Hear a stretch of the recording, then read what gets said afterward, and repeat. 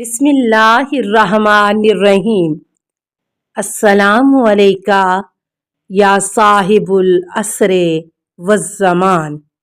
حضرت صلی اللہ علیہ وسلم نے فرمایا، اے علی، میں اور آپ دو نور کے ستون سے خلق کیے گئے ہیں جن کو اللہ تعالیٰ نے عرش کے نیچے معلق کیا، جو تخلیق کائنات سے 2000 سال قبل اپنے مالک کی تقدیس بیان کر رہے تھے۔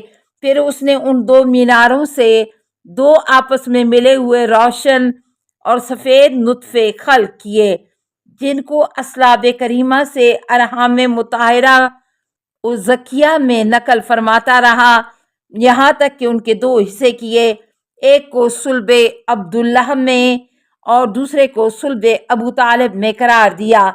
بس ایک جز میں ہوں اور اس کے دوسری جز آپ علیہ السلام ہیں، اور اس کی دلیل اللہ تعالیٰ کا یہ فرمان ہے، وَهُوَ الَّذِي خَلَقَ مِنَ الْمَاءِ بَشَرًا فَجَعَلَهُ نَسَبًا وَطَهْرًا وَكَانَ رَبُّكَ قَدِيرًا۔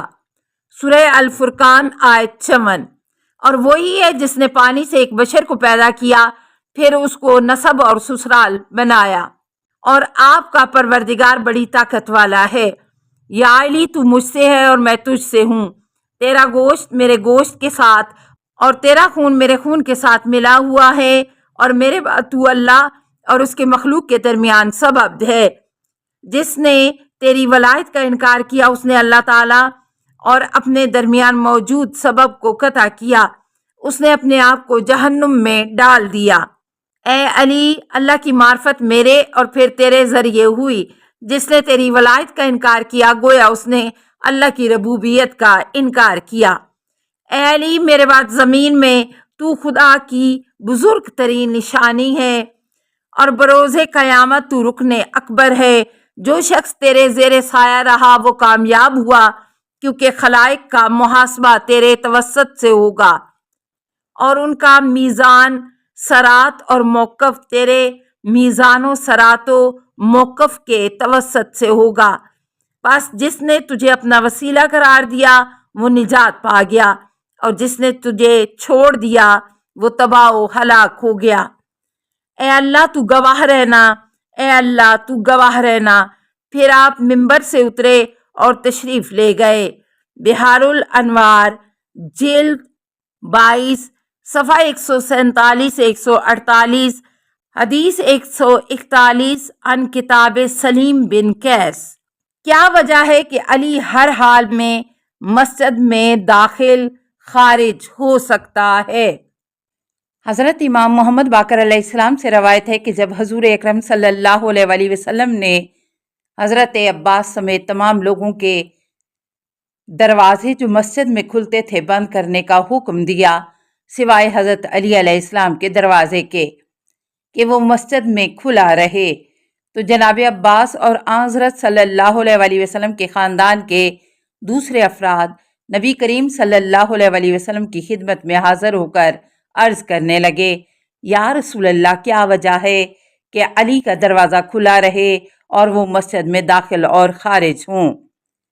حضرت صلی اللہ علیہ وسلم نے فرمایا، یہ حکم اللہ تعالیٰ کی جانب سے ہے، لہٰذا اس حکم کو تسلیم کرو کہ یہ جبرائیل حکم لے کر اللہ کی جانب سے آیا ہے۔ حضرت صلی اللہ علیہ وسلم نے فرمایا، اے عباس، اے رسول خدا صلی اللہ علیہ وسلم کے چچا، بے تحقیق اللہ تعالیٰ کی جانب سے جبرائیل میرے پاس خبر لایا ہے کہ علی تیری تنہائیوں میں جدا نہیں، اور علی تیری تنہائیوں میں مونس ہے۔ پس مسجد کے حکم میں بھی علی علیہ السلام تجھ سے جدا نہیں۔ اگر آپ نے شب ہجرت علی کو جاں فروشی کرتے ہوئے بستر رسول پر سویا ہوا دیکھا ہوتا تو آپ کو یقین ہو جاتا کہ علی علیہ السلام اس ایثار کی وجہ سے عزت و عظمت کا استحقاق رکھتا ہے۔ بستر محمد پر سونے میں علی علیہ السلام منفرد تھے اور اس کام میں ان کا کوئی شریک نہیں تھا، لہٰذا مسجد کے متعلق خصوصی حکم میں بھی علی منفرد رہیں گے۔ چچا جان، اگر آپ کو خدا کے ہاں علی کی عزت و عظمت کا علم ہو جاتا تو آپ اس کے لیے مسجد کے دروازے کو کھلا رکھنے کو انتہائی حقیر، خیال رکھتے۔ اے رسول خدا صلی اللہ علیہ وسلم کے چچا، اس بات سے بچو کہ تو اپنے دل میں علی کے متعلق کراہت پائے، ورنہ تو بھی اپنے بھائی ابو لہب کی طرح ہو جائے گا، پس تم دونوں شقی بن جاؤ گے۔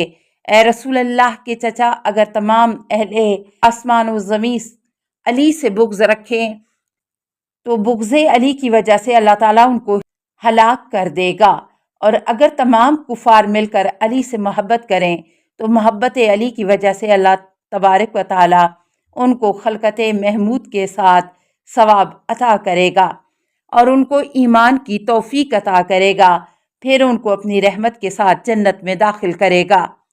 اے رسول خدا کے چچا، بالتحقیق علی کی شان عظیم ہے اور اس کی منزلت پرجلال ہے، اور علی کی عظمت ثقیل ہے۔ اگر میزان کے ایک پلڑے میں محبت علی دوسرے میں گناہ ہوں تو محبت علی گناہوں پر بھاری پڑے گی، اور اگر میزان کے ایک پلڑے میں بغض علی اور دوسرے میں نیکیاں ہوں تو بغض علی کی وجہ سے نیکیاں رائے گاں ہو جائیں گی۔ تو جناب عباس نے فرمایا، اے رسول خدا، میں اس بات کو تسلیم کرتا ہوں اور اس پر راضی ہوں۔ بحار الانوار جلد 39 صفحہ 25-26، حدیث 9 عن تفسیر الامام العسکری۔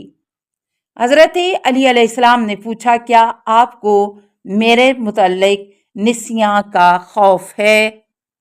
سلیم بن قیس ہلالی نے جناب علی علیہ السلام سے پوچھا، میں نے سلمان، ابو ذر، مقداد سے سنا ہے کہ لوگوں کے پاس جو قرآن مجید کی تفسیر اور رسول اکرم صلی اللہ علیہ وسلم کی احادیث ہیں وہ صحیح نہیں ہیں۔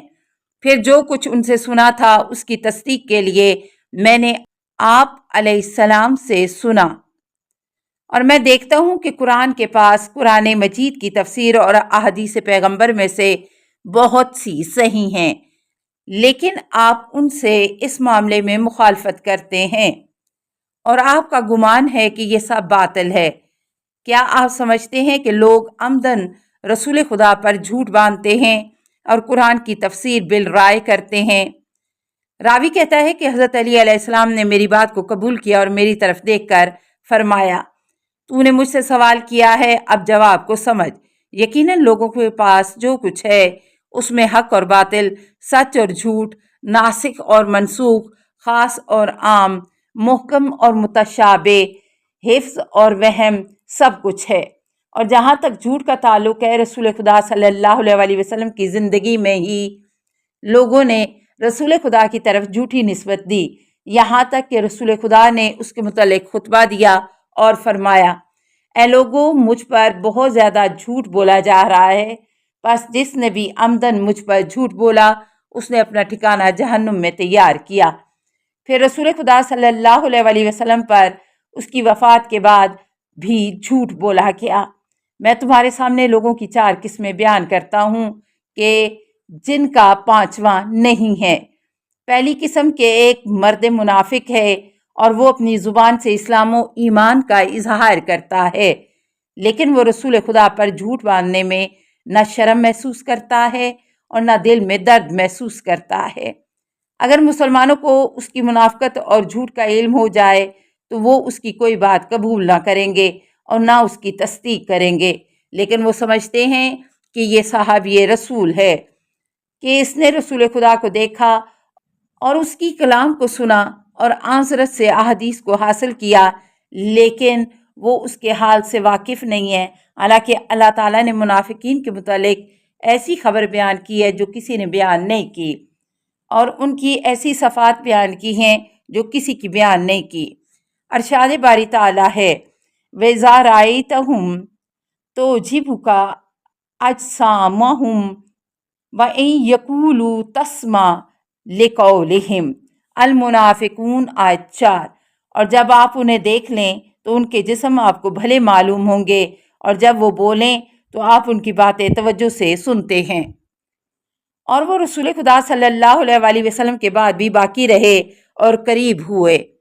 ائمہ ضلال جو لوگوں کو باطل، جھوٹ اور بہتان کے ذریعے جہنم کی طرف دعوت دیتے ہیں، یہاں تک کہ لوگوں کے اعمال کے متولی بن کر ان کی گردنوں پر حاکم بن جاتے ہیں، اور لوگوں کے ذریعے دنیا کو کھاتے ہیں، اور لوگ اپنے مالک اور دنیا کے ساتھ ہوتے ہیں، اور اس سے صرف وہی محفوظ رہتا ہے جسے اللہ محفوظ رکھے۔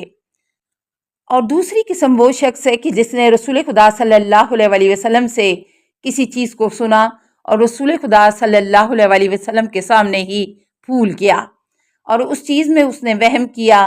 وہ جان بوجھ کر رسول خدا پر جھوٹ نہیں باندھ رہا، بلکہ جو کچھ اس کے پاس ہے اسے صحیح سمجھتا ہے۔ السلام علیکہ یا صاحب العصر والزمان، الامان الامان الامان من فتن الزمان، السلام علیکہ یا خلیفۃ الرحمن، السلام علیکہ یا امام الانس والجان، السلام علیکہ یا مظہر الایمان، السلام علیکہ یا شریک القرآن، السلام علیکہ یا قاطع البرہان، السلام علیکہ یا امام زماننا، ھذا اجل اللہ فرجک وسہل اللہ مخرجک وظہورک، السلام علیکہ ورحمۃ اللہ۔